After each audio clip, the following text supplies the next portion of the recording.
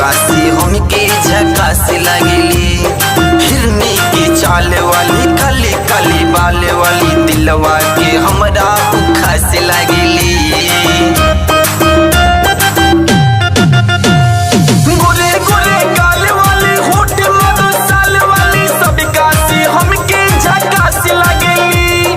हिरनी की चाल वाली काले काले बाल वाली दिलवा के हमरा खास लगेली। भौआ धनुइया से जादू चला के, भौआ धनुइया से जादू चला के कोई बेदहिया बेजान। ई छौरी हा हा वो छौरी, ई छौरी हा हा वो छौरी, रे ई छौरी हा हा वो छौरी, रे ई छौरी हा हा वो छौरी रे।